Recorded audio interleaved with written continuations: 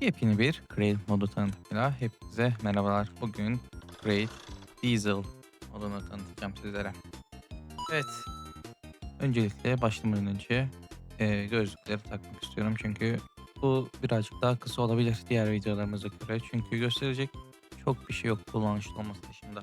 Basitçe mantığımız dizel. Basitçe mantığımız dizel ve dizel motorlarımız var. Eee, iki çeşit dizel şeyimiz var. Biri burada gördüğünüz gibi biyodizel, biri burada gördüğümüz gibi normal dizel, bir de gazolin var. Bunların da teker ne amaçlarla kullanıldığını size göstereceğim. Öncelikle benim en basit bulduğum bunu moddaki ve bunun yapması gerçekten çok kolay. Özellikle crate ile farmlar yapabiliyorsunuz bildiğiniz gibi.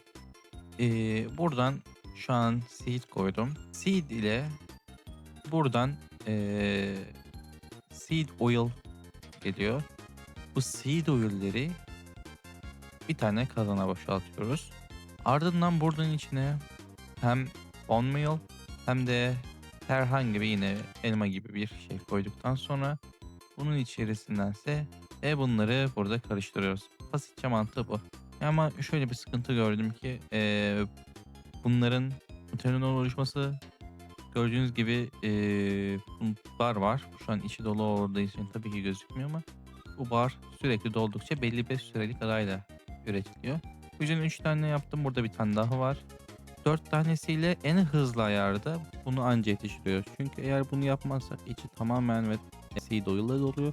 Bu zaman da sistem tıkanıyor. O yüzden böyle bir önlem aldım. Şu an bu şekilde çalışıyor. Burada gördüğünüz gibi biyodizellerimiz birikiyor ve açıkçası bu şekilde bir üretim yaparsanız tükettiğinizden daha fazla üretebilirsiniz.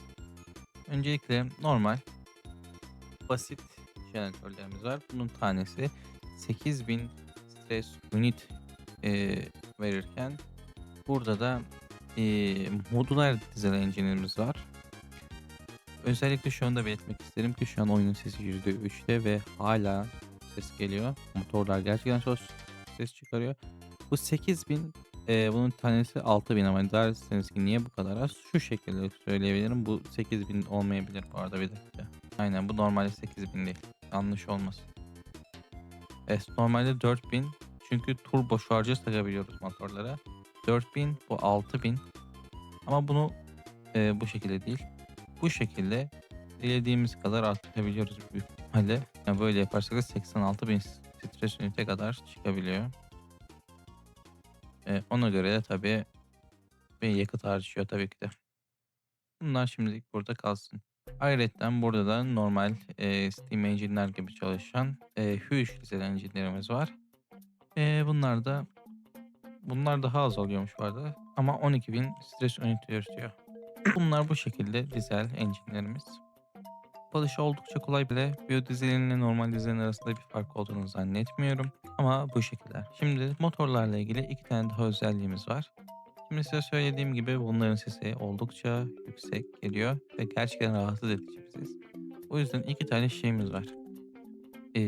Birincisi Engine Turbo Charger'la Engine Silencer. Bu tahmin edebileceğiniz gibi motorların sesini tamamen yok ediyor.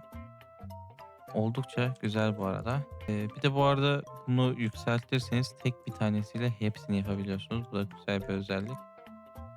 Bu sessizleştirirken bu da turbo. Bu da neredeyse 2 katına çıkartıyor ama ayrıyeten sesi de yine artıyor. Yani sesin artması pek umurunuzda olmayabilir diye düşünüyorum. Ama gerçekten aynı yerde bırakacaksanız çok fazla rahatsız ediyor diyebilirim.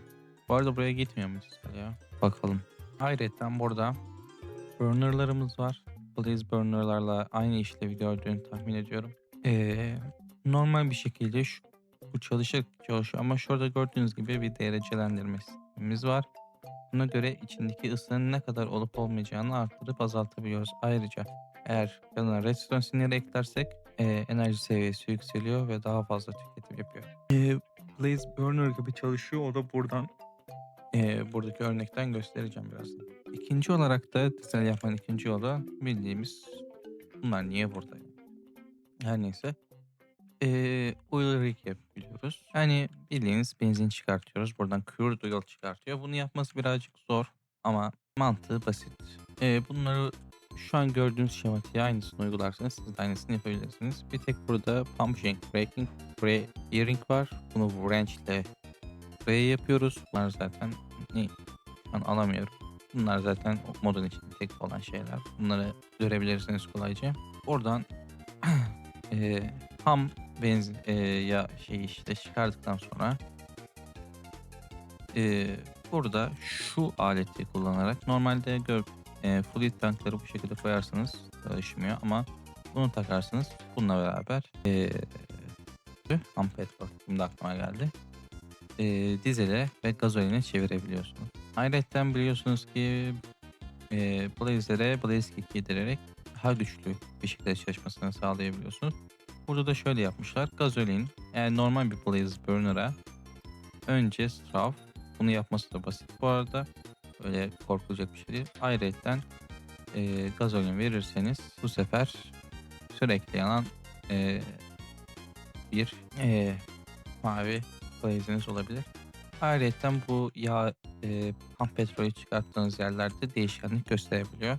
Bunu direkt Bedrock'ın içinden çıkartmak zorundasınız. Survivor modda oynuyorsunuz eğer, onu söyleyeyim.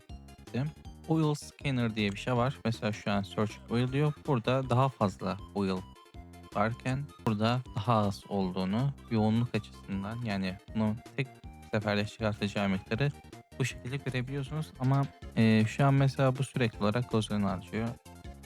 Çok fazla gittiğinde sanmıyorum. Bundan 2 tane yapsanız yapmanıza bile gerek olmayabilir aslında. Gördüğünüz gibi o full dolu sürekli dizelle gazolin üretiyor ama hani şu çalışma devam ettiği sürece hani bundan birkaç tane yaparsanız bunun yerine iş sizi idare edecek kadar üretim yapabilirsiniz aslında. Bir de modun ayrıyetten çakmak da var. Bunu nasıl kullandığını çözemedim. Oyunun sesi gitti bu arada. Her neyse bunu nasıl kullanacağımızı çözemedim ama var. Ayrıyetten tartlar da var. Neden olduğunu bilmediğim bir şekilde. Bu da eğer içine herhangi bir kimyasal doldurursanız direkt dışarıya doğru ateş ediyor. Bunu bir canlının üzerine denemedim. Ama birazdan deneyeceğiz. Hemen gördüğünüz gibi hasar verebiliyoruz bu şekilde. Çok fazla hasar verdiğini sanmıyorum. Bu arada hemen kendimiz üzerinde de deneyebiliriz. Gördüğünüz gibi neredeyse değil, hiç hasar almıyorum. Sadece boşaltıyor ama bunun içine dizel var şu an. Onu mantığa hesaba katmamız lazım. Eğer içine başka kimyasal maddeler koyarsanız onlar da fırlatacağı için onlara göre etki verebilir. Genel olarak çok hoş bir mod aslında. Yani mantık olarak oyunu gerçekten çeşitlendiren bir mod. Ee, Modun alternatifi de var ama onu da diğer videoda göstereceğim. Şuraya gördüğünüz gibi biz Diesel Generators modunun dizayn kurdu yolunu kullanıyoruz. Ama kurdu yolun The Factory Masquerade var. Bunun mantığı aslında daha gelişmiş ve daha iyi. Oğlum yap. Daha gelişmiş ve daha iyi olduğunu söyleyebilirim. Yani daha detaylı bir mod. Onu da gelecek videolarda size anlatacağım. Kısaca modumuz böyleydi. Tatlı ve güzel bir mod. Basit ama en azından kendi açısından başarıyı sağlamış bir mod. Kısaca videomuz böyleydi. Takip etmeyi ve abone olmayı unutmayın. Hoşça kalın.